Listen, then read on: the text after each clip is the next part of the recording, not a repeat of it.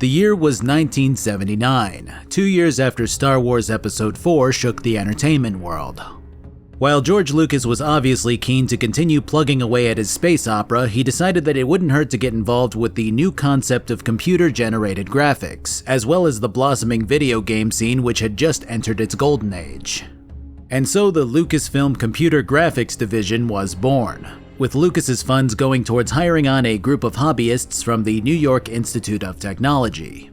This group in particular went on to become Pixar, but another division remained under the Lucasfilm umbrella as the Games Group.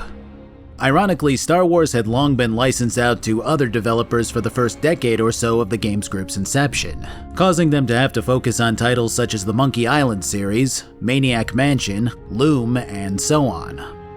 The Games Group was rebranded as LucasArts right around the time they got back the license to make Star Wars games, which was also right around the time when id Software's Doom came screaming onto the video game scene, influencing a broad array of developers including LucasArts.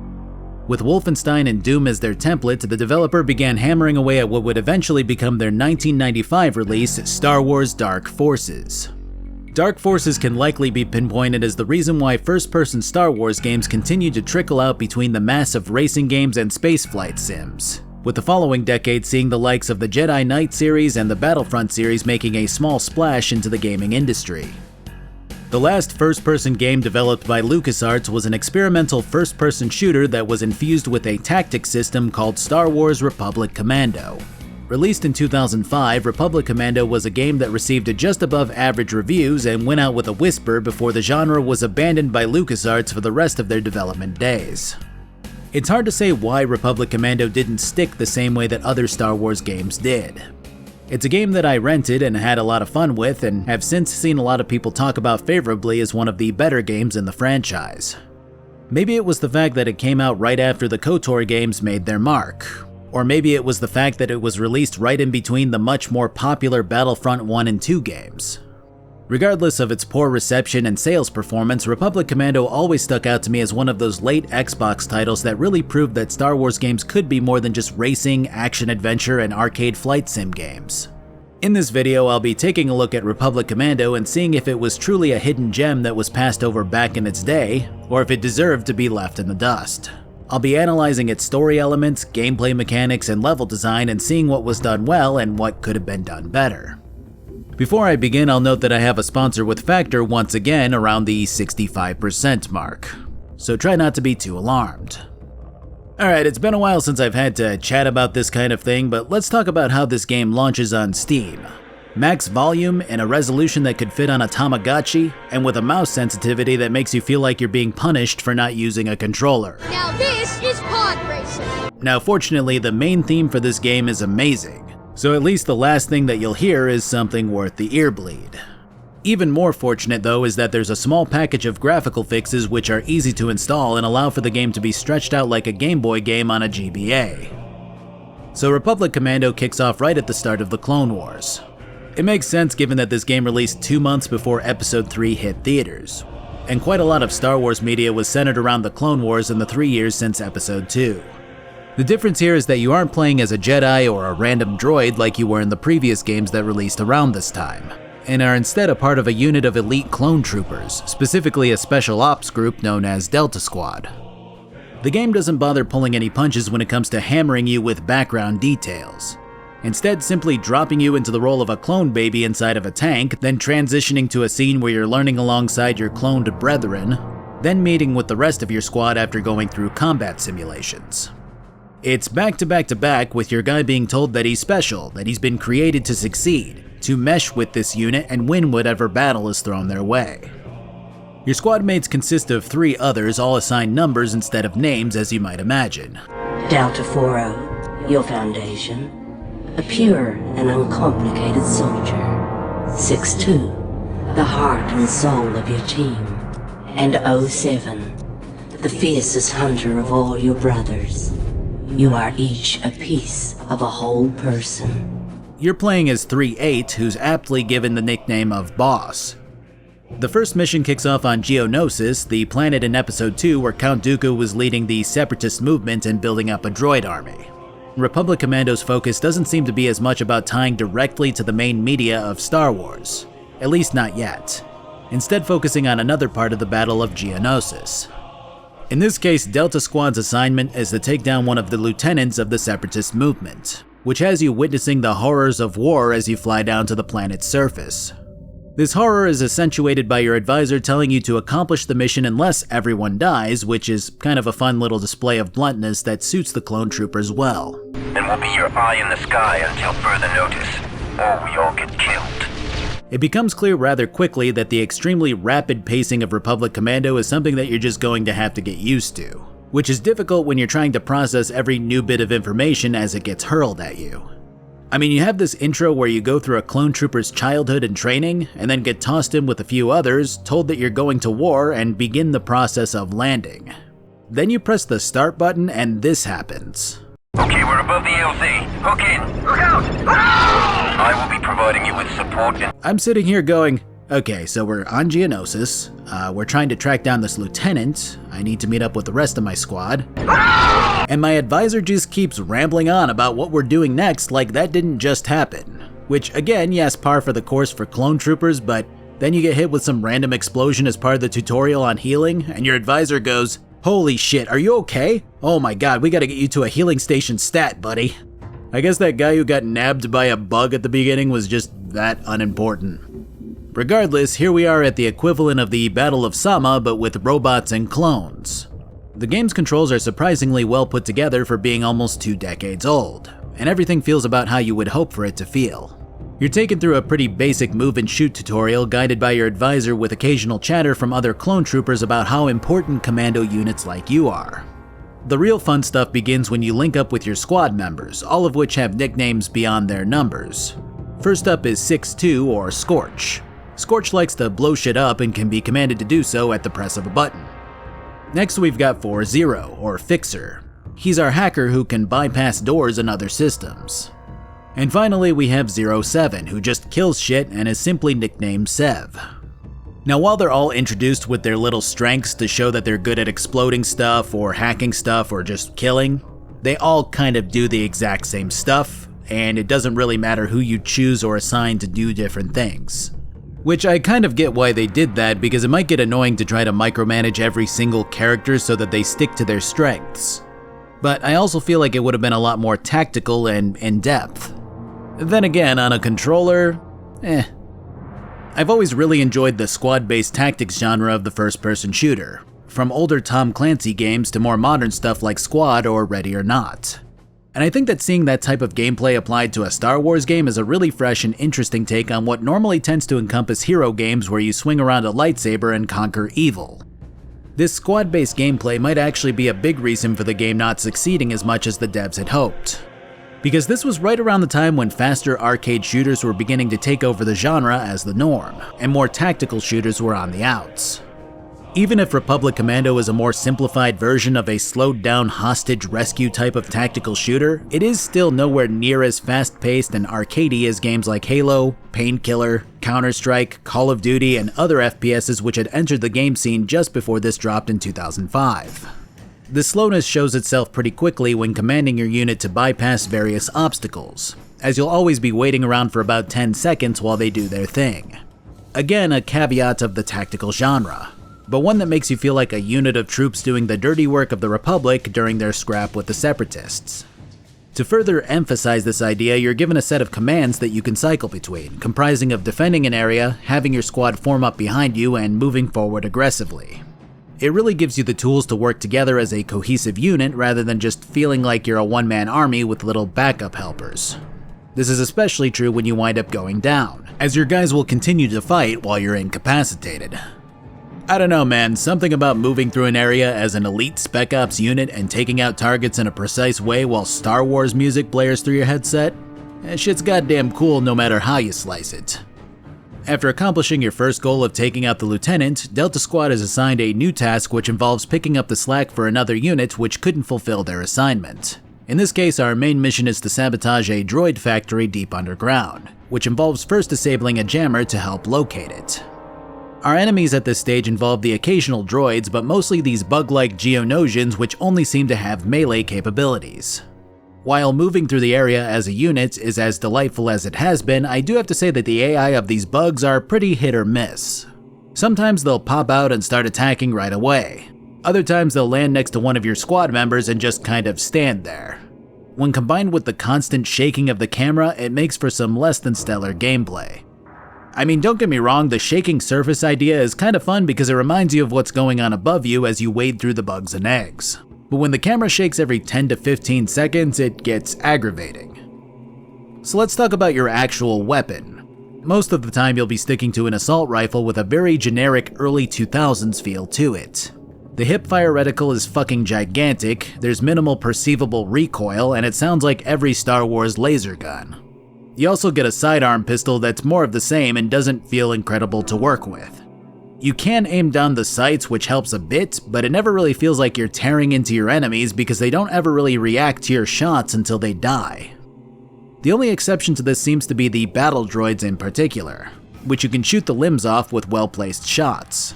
That and your melee kills tend to leave a trail of ooze on your screen which clears with some kind of cleaning technology built into your helmet, which I thought was kind of fun. There are also some pretty neat death animations, again particularly when it comes to droids, which will sometimes lose their legs and crawl at you before you put them down. But most of the time I'm never sure if I'm damaging enemies until they explode, which doesn't feel particularly fun. Thankfully you do eventually get to pick up some attachments for your main rifle which transform it, which I always thought was a fun concept. In the case of this area, you get a sniper attachment with zoom capabilities, and that helps to shake things up on the gun combat front for sure. But the actual shooting still isn't quite there, which actually was pretty normal for the time when Republic Commando released. The problem is that a few series around this time were actually really starting to show what made for good gunplay. Enemies reacting to being shot in different body parts, bullet sound effects and recoil really selling the idea that you're unloading your weapon, shit like that. In particular, games like Brothers in Arms, Halo 2, Timesplitters 2, and so on were really starting to shape how good it could feel to fire a weapon in a video game. And unfortunately that wasn't the big focus of Republic Commando, instead content on centering around the squad element first and foremost. Now all of what I just said might sound like harsh criticism, but let's talk about what the game does immediately to combat its shortcomings. As you delve further into this bug pit, the game decides that it's done with the easy stuff and starts swarming you with insects. This is where the game becomes more than just pointing at assignments and waiting for your crew to take care of things. Elite enemies begin popping up more, and soon you're juggling trying to get your squad healed one member at a time while positioning everyone behind cover and focusing on the main threat. This is where Republic Commando really starts to shine, because it uses its own mechanics to create a relatively harsh but still fair challenge. When a squad member goes down, you can order another member to pick them up, but it might also put them into direct fire. Yes, there's always a healing station nearby for these big battles, but using it takes a few seconds and can only take care of one member at a time. Do you send your critical health squad member off of the turret to heal while he's covering the guy who's setting up an explosive charge? Or do you hope that he holds out and tries to cover the guy covering the other guy? At what point do you decide to fall back and regroup? Or is that always the wrong call when you're being pressed? All of these little scenarios constantly pop up while you're moving from battle to battle. And this entire stretch of the game is back-to-back conflict where you're scrambling for healing, ammo, and trying to ensure that you're holding the correct area to make it through the fight. It's surprisingly well done, and really helps the game to stand on its own 2 feet instead of just relying on the novelty of being a group of clone troopers. After locating the factory area, the next task is blowing it up and moving on. These stages are very quick, about 10 minutes from load screen to load screen, making the whole thing feel a bit jarring, but also efficient, I suppose. Like, it probably wasn't intentional, but the bite-sized stages make you feel like Delta Squad is adept at what it does in a sense. You wind up getting one of the bug weapons in this part of the stage, which has a limited but powerful supply of death laser. The design is pretty fun, though I think I overall prefer the idea of refitting your primary weapon with different firing modes more. Your final foray into the start of this war has Delta Squad disabling an anti-aircraft bunker and then stealing the launch codes of the Separatist fleet in order to prevent them from retreating. At this point, you're starting to get the feel for the personalities of your squad, their quirks making you view them as a platoon of combat buddies rather than emotionless clones. I'm not quite sure how that fully works, all things considered. I mean, unless I'm just wrong about who and what these guys are, you'd think that they'd all have roughly the same voice and similar personalities.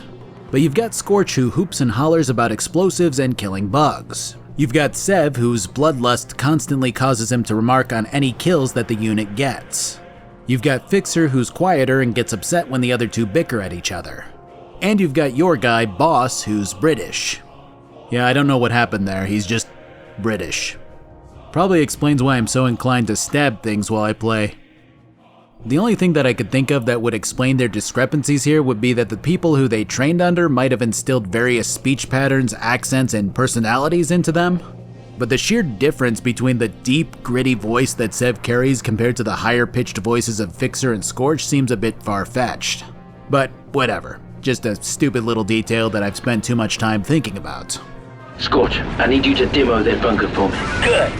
Would you like a large or small crater, sir? Just get us inside without killing the squad, okay, Scorch? Ooh, yeah! I love that smell! All I smell is burnt Geonosian. Where's Sunfac? In the next room, boss. And don't worry, I saved some targets for you guys.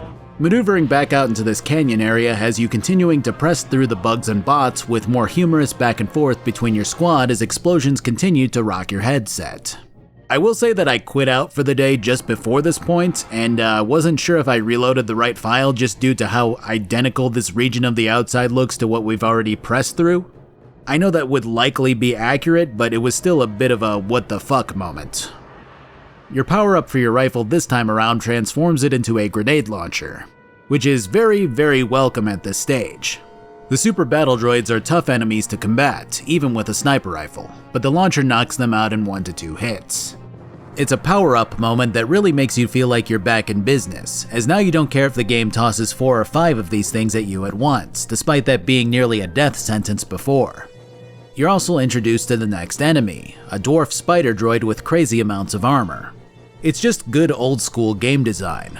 Encounter tougher enemies, deal with them until you get an upgrade. Now that upgrade is used to deal with an even tougher enemy.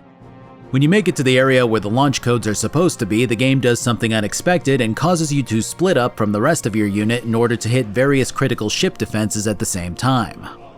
I actually thought that this would be awful because it strips away everything that makes Republic Commando shine the most, but if anything, it made me appreciate the squad element to the game more.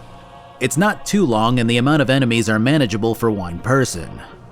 While you take care of the bomb planting and hacking this time around, your comms are filled with updates from the rest of Delta, further helping you to feel like an elite task force pulling off an important mission for the Republic. It also taught me that super battle droids are particularly susceptible to shots in their glowing red eye. I know that sounds silly because it's so obvious. But before this, I would aim for the limbs to cripple the bots, just because that felt the most effective due to being one of the only enemies to exhibit damage while doing so. At this stage, the game is firing on all cylinders, showcasing exactly what it can be. You link up with your unit and start marching, taking out droids, encountering the roly-poly bots that join the fray, and just kicking ass in a cohesive way. Delta Squad is starting to become legendary in their own right, going from a team of assembled commandos to a force to be reckoned with. The apex of this mission has you getting codes and then getting the fuck out of the place right as it's about to self-destruct. Again, one of the more jarring bits about this game is the absolute lack of any sort of cutscenes that aren't first-person in-game ordeals. So while you're about to make it to the ship that will take you out of this hellhole, the game just cuts to the result of your labors with a small blurb of text and a continue button. It just feels like there's an immense lack of payoff when you went through this amount of work. Either way, Act 1 concludes with the game telling you that Delta Squad became veterans and are frequently used for dangerous missions throughout the Clone Wars. A year passes and Delta is assigned to scope out a Republic ship that went missing for about 2 weeks and then reappeared on the outskirts of Separatist space recently. The ship, known as the Prosecutor, is noted by Boss as being Delta's first home that they were stationed at while growing up. And with that, the commandos are dispatched to begin boarding the derelict vessel to learn what happened to it. Again, this one kicks off as a solo mission, though it's quite a bit lengthier and more adjacent to a horror game with how it unfolds. There's a distinct comfort of having a group of people that you've worked with, grown to trust, and rely on in combat scenarios.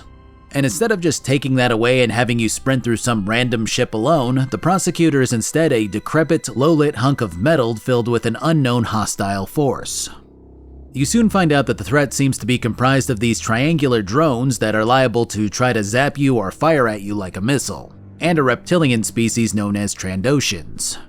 These guys have shown up in a few other Star Wars games, most notably the Old Republic series and Star Wars Galaxies. There's also Bosk, who initially got 3 seconds of screen time in Episode 5, but that was enough to catapult him into having a much bigger role later, kind of like Boba Fett. Regardless, being on your own while these things shamble and zip at you can get a bit tense, especially after you witness one of them taking out Sev. The whole stage is a cautious crawl towards hopefully reuniting with the rest of Delta, and the change of pace is surprisingly well done for what is again another chunk of the game where the best part is missing. I think what really helps this part along though is actually an even bigger restriction to the usual mechanics of Republic Commando, because before this there were health stations everywhere. I mean, it really didn't matter where you were. War-torn canyon? Health stations. Random droid factory? Health stations. Ship filled with droids as the main inhabitants? Health stations. Well, now you're on a ship which had the main purpose of housing clone troopers, and that shit's completely gone. Which again helps to make this stage more tense than if you were to just be able to heal at every turn. I think I just would have liked it more if there were deactivated health stations and a line about the Trandoshans disabling them or something along those lines rather than there just being none whatsoever. But either way, finally getting to one feels like a godsend rather than the expected routine. Again, tying this whole experience together nicely along with the Trandoshan shotgun that you pick up as part of your arsenal. Unfortunately, there again seems to be no feedback when shooting either the lizards or the triangle drones, which is especially unsatisfying when you get an actual shotgun with individual shells. I mean, these things just charge at you with their blades out and then you blow them away with buckshot only for them to not even flinch and just continue charging. I don't know, it's just not right. When you make it to the next bit, you encounter some more clone troopers which have survived the devastation here for now. Oh, one of the deluxe models. Come to save us with your superior training. This deluxe model is the only thing standing between you and a bloody death, so you'd best be showing some respect, Trooper. Yes, sir. What are your orders, sir? Wow, that might actually be the fastest turnaround in attitude I've ever seen in a game. Boss at least partially explains the lack of healing stations after encountering these clone troopers, stating that only commandos were outfitted with Bacta processing implants. Which I guess kind of helps, but doesn't really explain their rampant occurrence before. After blasting through a lot more lizard men, you accomplish your initial task of downloading information from one of 4 data cores and then press on to hopefully rendezvous with the rest of Delta. Throughout this entire thing, Boss has occasionally called out to the rest of the squad, but has been getting absolutely zero feedback from them after Sev's encounter with the Trandoshans. I wish Fixer were here. This is his specialty. Deltas, if you can read me, I'm headed for the rendezvous point. Deltas. So this entire stretch has been this kind of, oh shit, well what if they didn't make it, sort of affair. But then you load up the next area and Boss is like, alright, let's meet up fellas. And Fixer replies with a casual, yeah alright, cool, sounds good dude. Rendezvous at the designated coordinates. Copy that, boss. Heading there now. Okay, well there goes that tension I guess. Strange choice. So you continue fighting alone through more of the same. New additions coming in the form of explosive barrels that you can use to blow out groups of enemies, scavenger droids that try to scoop your brains out, and sensor mines that you have to crouch and disarm. I think this is the first time I've heard someone use the term IED in a Star Wars game, but I'm here for it. Eventually the solo concept pushes its luck when the Trandoshan Elite is introduced, because it's not even remotely an enemy that you should be facing by yourself. Basically, you have to watch this scene where the big reptile kills 3 clone troopers, and then you can inflict damage on it. If you don't manage to stun lock it, it'll just obliterate you with almost no way to fight back. Even peeking out and trying to take shots will usually have you getting insta-gibbed by this thing's machine gun, making this fight feel excessively stupid without a group. Instead, the only way that I could manage to live was by hitting all 4 shots of my grenade launcher followed by 2 more tossed grenades. To clarify, the launcher destroys super battle droids in 1 hit. This thing would have taken 5 or 6. This whole encounter would have been much better if the lizard nearly killed you before jumping away, causing an encounter to play out later when you're with the rest of Delta. As things stand, I'm now thoroughly unamused with playing alone, even if I have the machine gun that the Elite was using. I guess the devs might have realized that this sentiment might have been the case, as you finally rendezvous with Fixer right after this, making your way further along to try to rescue Scorch and Sev.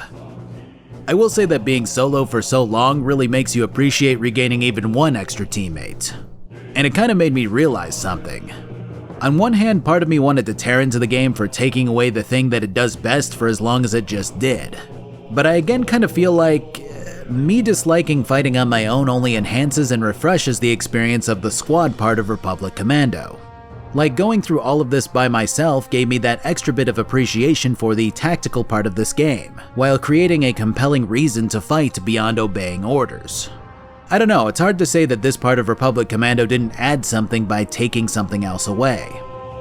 After rescuing the other two, that reunification feeling really drives the next chunk of fighting, the drums in the background adding to the overall sensation of getting revenge on the Trandoshans who started all of this. After disabling the signal jammer that's been interfering with the communications between Delta and our advisor, it's time to go on the counteroffensive. On the plus side, there's heaps of Trandoshan data that we could easily sell off to turn this whole experience into profit. On the negative side, the lizards aren't content to simply let this ship go, and begin sending in different looking Trandos our way. The short and stocky ones are slavers, which we've been fighting this entire time, and the new ones are mercenaries armed to the teeth with high-end tech. These new ones have a glowing yellow pack attached to their back which sometimes explode when shot, but still generally feel about the same as when you shoot every other organic in this game. As you continue to march, it becomes clear that the Trandoshans had planned to sell this ship off to the Separatists, which are en route for a meetup right now. I gotta hand it to these guys, this storyline is fun. We went from the heart of the beginning of the Clone Wars to a desolate ship that happened to be Delta's first home, to now trying to put our boots up the asses of both the buyer and the seller of the prosecutor.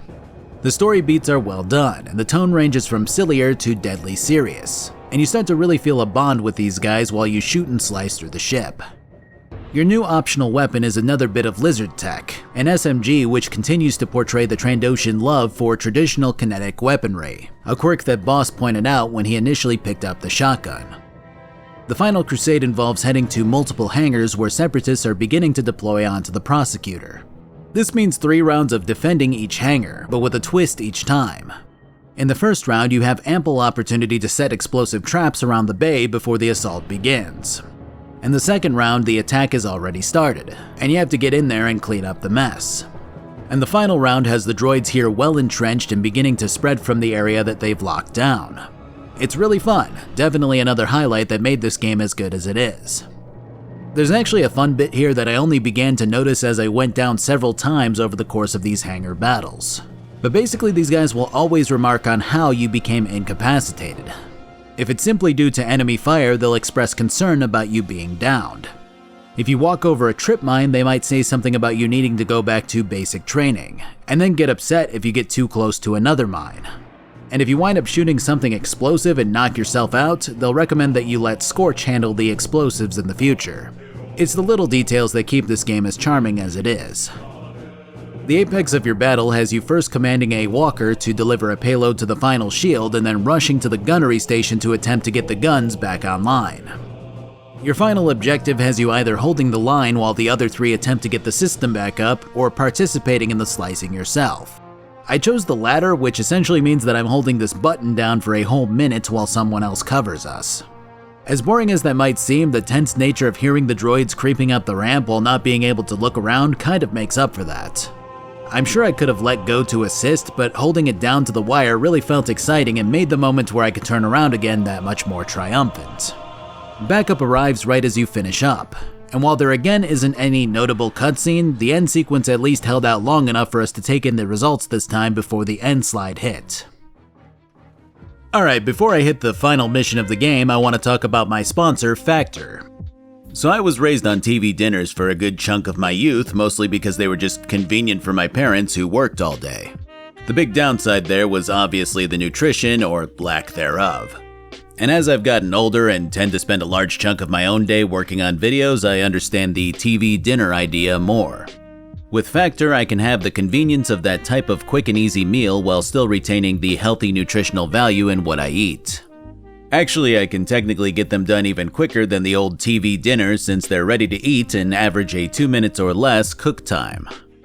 Factor's owned by HelloFresh now, who I've worked with in the past. And while I still enjoy HelloFresh, what I like about Factor is that it offers lunches to go, options that are less calories intense, ones that provide extra protein for those hitting the gym, and even seasonal options. I particularly enjoyed the spicy poblano beef bowl myself. These guys make some good food that has all of the information right on the box, which is perfect for me personally. I tend to approach what I eat like a science when I'm dieting, dissecting everything down to the calorie value. So Factor is fantastic for when I'm trying to puzzle together the last meal of the day and I have anywhere from 500 to 800-ish calories left. If any of this sounds like something you could use in your own life, feel free to head to factor75.com or click the link below and use the code SALT50 to get 50% off your first Factor box. Thanks, guys. So now we're at the last mission of the game, which takes place 2 years after the start. This time Delta is being deployed to Kashyyyk on a rescue operation. I got shit for pronouncing the Wookiee homeworld as Kashyyyk before, but Welcome to Kashyyyk. Kashyyyk is an interesting place. New spaces have come to Wild Kashyyyk. That the supergrowth of Kashyyyk's forests is a direct result. Well, that is surprising. I'm gonna guess that Sam Jackson's pronunciation is probably the reason for that. Yoda will take a battalion of clones to reinforce the Wookiees on Kashyyyk. But that's just a movie, and it came out after these games, so I'm gonna go with Kashyyyk because it's funnier. Also, I had to go listen to my own voice for my own video, and I don't know what happened. Kashyyyk is a Wookiee homeworld, as I'm gently reminded by Mish when she tells me that Large Z has some unfinished business here. Maybe I aged. Huh, I didn't think that was possible for me. Anyways, what's happened here is that the Trandoshans have continued to show a penchant for allying themselves with the Separatists, while also continuously messing with their sworn enemies, the Wookiees. Well, messing with might be an understatement unless you consider enslaving people to be a silly prank. Regardless, the Wookiee chieftain has been captured and it's up to Delta to ply their trade to get him back. I'm again pleasantly surprised with the variety of environments in this game, though that might be something that should be happening given how short it is in length. I imagine if they kept the same kind of Geonosis setting for the entire thing, then maybe they could have doubled up on how long the game is. It's hard to say what the right call was there, but I'm still pretty damn happy with being in a rainy forest after being in a dry canyon area and then moving on to a big tech-filled ship. The forest itself doesn't last long, as you might expect, considering that the Trandos have been busy with their enslavement process. Instead, you're infiltrating compounds packed with lizards and the occasional Wookiee. This mission might be the most guerrilla-esque yet, as you're busting through various walls of the compound and freeing these warriors, which then start to eviscerate whatever scaly assholes they can find. You'll eventually begin hearing chatter about General Grievous being here, which I didn't expect for some reason. I guess this whole thing felt kind of removed from the movies and the main plot, so it's kind of fun to see a more prevalent character make the cut. It also directly ties the Separatists to the Trandoshans, as if we needed any more evidence of that. Saying hello there to Grievous has him getting away right after we freed the Wookiee chieftain, wrapping up the first level of this mission with a mini-boss fight against a very tough Magna Guard. It took so much of my ammo to kill it that I said to myself, wow, that was a hell of a boss fight. And then another one came catapulting in. Thankfully this thing's more defense than offense, but holy shit, it's got some health. Deploying to the next bit of Kashyyyk has our focus being directed towards dismantling and mopping up the joint Trando separatist operation, with a few more fun bits of staging being sprinkled in every here and there. I think that's gotta be one of the best things that this game does from a level layout perspective. It isn't just, hey, go over here and fight a bunch of guys and disable this thing and then leave. The game has entire parts to each level that are distinctly different, with various ways to approach them. Hallways with automated hostile turrets tucked into the corners, the Wookiee cages that give you a temporary ally, minefields that you can deactivate and then reactivate when you're charged by droids, the whole hangar sequence where you can set traps and ambush the incoming forces.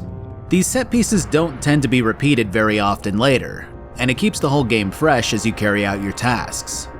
The new weapon here would be the Wookiee rocket launcher, something that I was initially stingy about using, but eventually just decided to start letting rip whenever things got heavy. After destroying a separatist landing pad and then a supply area, we move further inland towards the Wookiee city of Kachiro? I don't know if they ever said this one. Kachiro, I'm only saying this once. I'm just gonna say the city from now on. Beginning what would become the Battle of Kashyyyk as seen in episode 3. which is particularly fun when you realize that Republic Commando came out a couple of months before the film. This entire battle is the apex of the game, and likewise takes us back to the tree houses and bridges of the Wookiee city. It's pretty fun seeing this kind of area from a first-person angle while the battle rips through it, making it much different from the tame KOTOR version with its little background marimba music and screeching monkey noises. What's really impressive though is how well thought out the mechanics of a level like this are. Because these guys could have easily just gotten away with creating this area of the Star Wars universe and then making the whole thing just a string of battles with no real variance. Obviously there are the previous examples that I mentioned of switching up the mechanics, but those could have all generally been applied nearly anywhere else. What the devs did instead was craft objectives specific to the Wookiees and Kashyyyk. In this case, one of the Wookiee tree bridges has a weak center that can be exploited, which is especially important since the Separatist forces are doing their damnedest to invade by using this central bridge. If we blow that up, we can halt their progress and begin to turn the tide of battle. But the main objective isn't the only thing that helps to enhance the choice of location, as you consistently use the environment to your advantage while also having it used against you. You plug up a hole with a bit of tree trunk, you wander through a pitch dark area laced with mines. Ambushes are constant and require maneuvering to avoid. Enemies will sprint by you and catch your attention only for there to be a mine on the ground as you run after them. It's just a really well done stint of level design that complements the overall sensation of slogging through this nature-laden area. The final part of the bridge portion of Kashyyyk is a brutal fight consisting of mainly 2 super battle droid dispensers. This was a smart call, seeing as the dispensers get some time to begin pushing out super battle droids before you can get to them, and by the time you make it over, they've amassed to a point where you're likely to get taken out. The thudding drum track is at an all-time high, really accentuating this battle nicely. It took me quite a while to figure out the best way to approach this situation, culminating in taking out the first wave and getting one of my guys to man the nearby turrets. With that done, it was basically tossing explosives and praying while the other 2 began working to set up bombs on the dispensers. Man, this was a cool-ass fight. The end result has us attempting to blow the bridge only for the charge to fizzle out. For some reason, we have no more charges. Crazy, we must have only brought 50 of them for this region. This turns into another battle with a spider droid before we grab a rocket launcher and blow up the fuel line which runs along this bridge instead. With the main Separatist threat cut off, our next task involves reuniting with the Wookiee chief and rallying the remaining Wookiees to win this battle once and for all. The march towards the chief has a lot more of the same general combat occurring with heavy resistance as you might expect. In fact, this is probably the first time throughout the game that I had issues maintaining a steady supply of ammo. I ran dry on pretty much everything, making me rely on using merc weapons, melee kills, and the infinite ammo pistol to carry on. I think my personal favorite part during this run was the brutality of using a fallen Wookiee corpse for cover. I mean, sure, why not? They're big fleshy shields whether they're moving or not.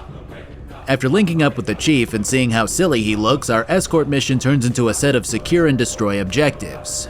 Though the Wookiee leader starts out a bit docile, he'll eventually begin to assist the same way that other soldiers have been throughout this entire ordeal. In this case, he'll rip a super battle droid limb from limb and then hop on any available turrets, making him a valuable 5th member of Delta temporarily, even if I can't order him around. First we capture and lock down some spare munitions, then we do our best to stop the Separatists from blowing up even more ammo piles. I actually wound up losing 2 of them, though I'm unsure if that's scripted or if I was too slow. There didn't seem to be any consequence to my knowledge regardless. At this point, the game is bringing everything together and is now tossing droids, Trandoshans, Geonosians, and Magna Guards at you. Honestly, the default difficulty of Republic Commando is a pretty tough challenge, which is really cool to see. I mean, based off of the starting mission, I thought it'd be relatively easy, but the devs really aren't pulling any punches at this stage. And as you continue to climb through tree after tree, these fights start to feel more and more difficult and rewarding to make it to the other side of. The Battle of Kashyyyk is long and filled with objectives, and while your overall goal hasn't changed, it's fun to continue to witness the exploits of what could be considered a small part of a very large battle. The only real complaint I have at this stage is that while everything leading up to this part of the game has been pretty unique, interesting, and fresh, there's a point right around halfway through Kashyyyk where things start to drag on a bit. Like the devs wanted to extend it out just a little bit further and decided to start repeating things. It again kind of works just to emphasize the importance and size of this battle, but there's only so many hangars and trees that I can climb through before it gets stale. The final objective is to destroy a Separatist cruiser, which has you departing from your team one by one while they hop onto various turrets around the area. When we got to the first turret, the other 2 team members started firing at the cruiser also, so I thought I had to do that and realized I received a rocket launcher at the start of this, so after 4 minutes of firing at the thing, I figured it was time to leave. It's okay, one of the Magna Guards made it up to me later by flipping around this enclosed area until it spun out of bounds. Alright, so are you ready for one of the least satisfying endings to a game? Me either, but here we are. So after dropping each Delta off at school, you head to your own class before blasting away at the cruiser that's parked here. Eventually it becomes vulnerable enough for a firing run to be effective, and the thing gets snapped out of existence without a trace. Cool. Then it comes time to evac and everyone is ordered to regroup with Boss. That's when Sev starts reporting that he's under heavy fire and he continues to cry out until his comms go dark. The rest of us get ready to go rescue him, but then are told to leave him behind. Boss seems like he's getting ready to disobey, with Scorch ready to follow him. Fixer, on the other hand, is wigging out about potentially not following orders. But before you know it, the game kicks you out to another slide with text on it, stating bluntly that you just left Sev behind. I thought maybe I walked the wrong way or something, but no, you just leave him behind. There's no alternate ending to my knowledge here. You just always leave your brother behind after going through everything that you did with him. Then you're told that all of the intel that you've gathered throughout your missions has been put into effect for a full-scale invasion of Kashyyyk, and that you were the advance force required to begin this invasion. The Imperial March plays while Republic forces begin pouring into the atmosphere of the Wookiee home planet. And you know what? That would have been a decent ending. It's like, oh yeah, this was right before the Republic became the Empire before Episode 4. But then it's almost like the writers went, ah shit, we can't just have the player feel like they helped the beginnings of the bad guys for the entire game. So Yoda pops onto the comms to go, hey yeah, so we're invading, but Delta Squad's super important, so everyone hold your hands up to them so they can take your energy. Or something along those lines. I'm not gonna do a Yoda impression. You get it. So it's all kind of lip service because the reality is that Delta Squad doesn't mean jack shit compared to their clone father, the Jedis, the Sith, basically everyone who gets credited for initializing and winning wars. And I'm okay with that, but it's a little irritating to then hear how important Delta supposedly is after accepting that these are little one-off missions about the background elements of these wars. Basically, Mahomes says that the freedoms of the Wookiees can't be sacrificed, whatever the fuck that means. And then he tells all of the other forces to meet up with the remainder of Delta to continue this invasion. So we had this ending note where we were really paving the way for the Empire's dominance. And then Yoda comes in to make it seem like we did good work here. Mind you, immediately after the Imperial March plays, the light side of the Force plays. You know, the one that goes da da da da da da da. The good guy song. I think I'd get slammed with copyright if I played it.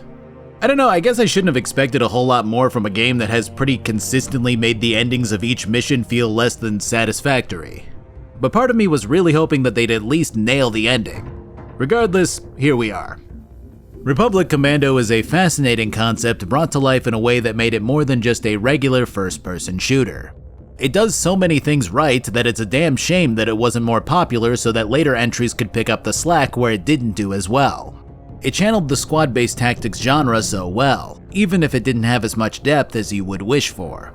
Of course you'd want a more refined tactics menu with a better way to command your men and more options. You'd want to have each individual unit take those specialties that they seem to tout and actually be better at them than the other commandos. But even without the bells and whistles, just putting the player in the shoes of a group of elite clone troopers deployed in some of the most iconic prequel battles is pretty damn fun.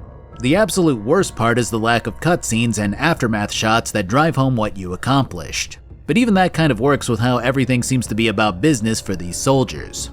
Yes, the ending is pretty bad, but I'll be damned if I'm not constantly going to be living with the primal chanting and the booming drums that the game brought to the table, along with all of those little moments and mechanics throughout the campaign that makes it what it is. In a time where remasters seem to be all the rage, I feel like a game like this could really make a splash in today's gaming scene. Thanks for watching. I know this was a tiny bite-sized video, but I need a break every here and there too. I'll probably look into something more substantial next. Until then though, I have merch over at my merch store. Surprisingly, there's a Star Wars thing or two on there. I also have a Twitch where I stream nearly every Monday, Tuesday, and Friday. I have a Twitter where I tweet out my new videos. I have a Discord where people chat and hang out in the meantime. And I have a Patreon. And that's it. Have a good one.